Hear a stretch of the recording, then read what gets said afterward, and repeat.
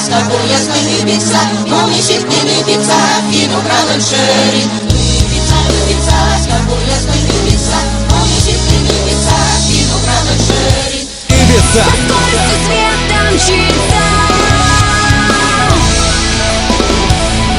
на всю страну голосит. Собрала гостей, коми столица.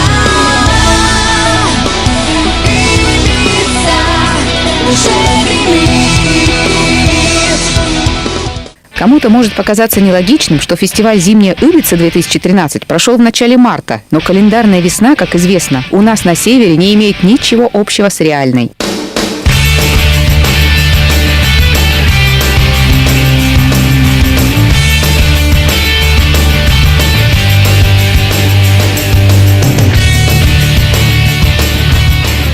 Чудесный день. Светит солнце, небо голубое. Температура за бортом минус 20. Но кого это беспокоит? Ведь начинается зимняя Ибица. Пожалуй, самым ярким событием нынешнего фестиваля стал первый республиканский турнир по саамскому футболу. Мы заглянули в правила и выяснили, что саамский женский футбол корнями уходит в Мурманскую область, где проживают российские саами. Строгих правил у игры нет, но она требует серьезной выносливости. Нужно не просто гонять впятером в длинных сарафанах, но еще успевать отбирать мяч у противниц. Все-таки это финно-угорский, традиционный финно-угорский вид спорта, а поскольку мы живем в одном из регионов финно-угорского мира, было, наверное, странным пройти мимо такого интересного вида спорта.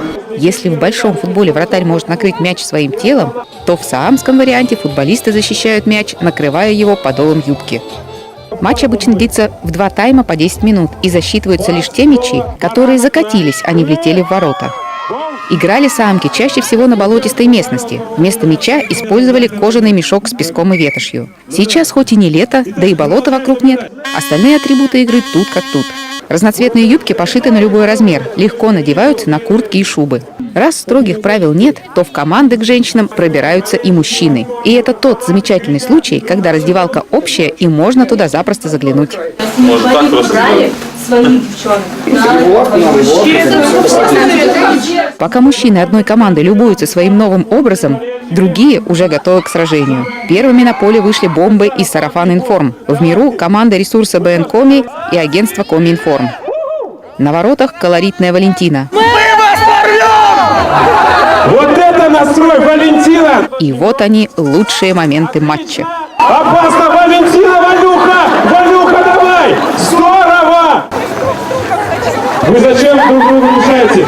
А это просто была тактика из их разработка. Посмотрите, как прошли! Вот это, аут и аут! В ожидании своей очереди спортсмены разрабатывают тактику игры. Наша съемочная группа, конечно же, переживала за свою команду. Впервые вместо слогана «Юрген покажет» телеканал пообещал забить.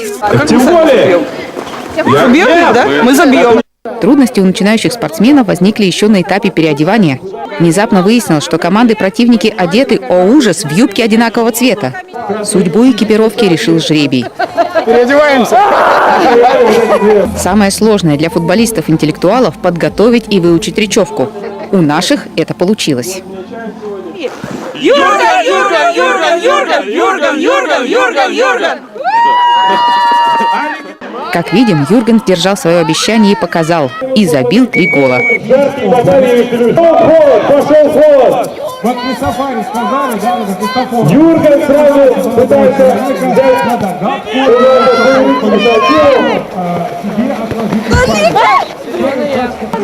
пока знакомимся с девушкой, как зовут вас?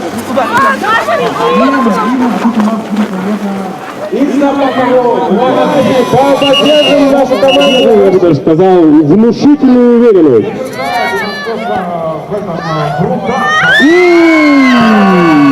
Удобно в нем было играть? Совершенно неудобно, постоянно путаются ноги в нем. Запинаешься, падаешь, плюс это снег вокруг. Скользишь, падаешь, это вообще какой-то сумасшедший дом. Тем более то, что я в футбол в принципе никогда не играл, не люблю, всегда играл в баскетбол. Но вот сегодня решил все-таки попробовать себя в футбольной форме. Ну пусть хоть в роли, можно сказать, женщины в юбке. Но все-таки прикольно, я скажу, прикольно.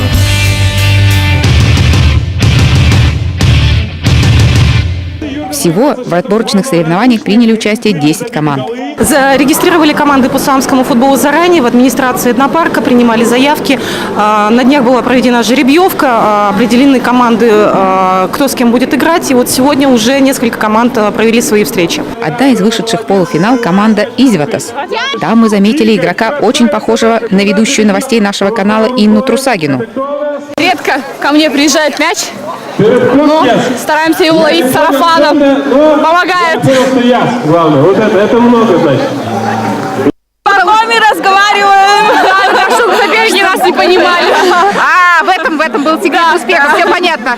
Поначалу был какой-то страх, мы не понимали, во что нам надо играть, да, а потом как-то вот то ли корни, да, говорят, что самые очень близкие к ижемцам. Наверное, в нас взыграла ижемская кровь и ижемский характер. Инесса, а как в глаза-то посмотрите, а вдруг с Юрганом придется играть?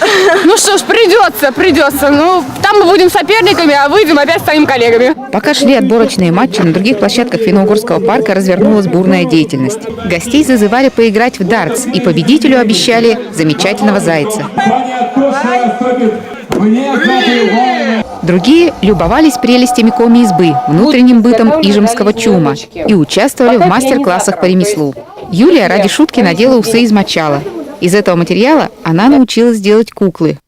Это на самом деле непосильный труд. Это вот так вот, ребенок не сделает. Без помощи взрослого никогда. Такие куклы в народе называются стригушками. Делают их из лыка, мочала или сена. Сегодня все куклы имеют и береговый характер. Больше, конечно, берегового характера имеют куклы, которые сделаны из тряпочек, так называемых, которые уже дома находятся в обиходе много лет и пропитаны духом того или иного дома, поэтому, соответственно, оберегают тех, кто их изготавливает. А здесь работают над инструментом дерева дождя. Его знают с древних времен. Материалы простые – бумага, кактус и древесина. В этнопарке музыкальное применение нашли вездесущему борщевику. Вячеслав Гайзер оценил идею.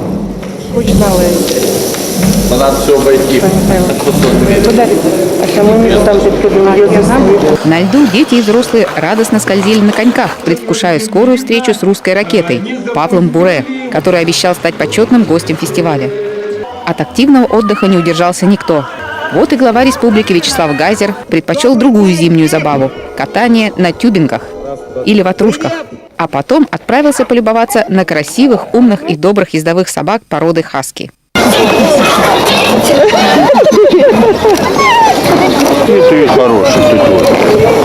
Ездовой спорт, в принципе, очень интересный. Почему мы им занимаемся? Потому что это, в первую очередь, пропаганда здорового образа жизни. Это правильно. Вот. И ездовым спортом может заниматься вообще, в принципе, любой человек. От ребенка до взрослого человека. Раньше хоть это были просто упряжки, а сейчас это и каникросс, и байкджоринг, и скутер, и карт. То есть очень-очень разнообразные виды спорта, где можно использовать от 1 до 8, до 12, 16 собак. Вот. У нас в городе сколько, 25? Хаски? Да, хаски. Ну, я лично знаю порядка 30, а думаю, что уже, наверное, больше. Тем временем на лыжне уже выстроились участники гонки на лямпах, традиционных коми-охотничьих лыжах, подбитых оленей шкурой. Посох в руках называется койбить. С одного конца широкая лопатка, ею охотник выкапывает ямку для капкана. Другой конец палки острый. Он нужен для обороны или для того, чтобы добить зверя, попавшего в капкан. Лямпы, это есть с камсом кыслыж, это по коме. А есть простые лямпы, деревяшки. Вот кто на лямпах бегает, это истинные охотники. Настоящие охотники. Вот посмотрите на всех, они все лесные люди. Вот. И за здравствует лыжи. Это хобби. Это у всех хобби бывает, и сейчас и много этим и охотой живут. А вы? Да. У меня пока работа есть, но на пенсию выйду, придется только этим заниматься. Часть трассы участникам предстояло пройти по готовой лыжне, а потом несколько сотен метров по целине.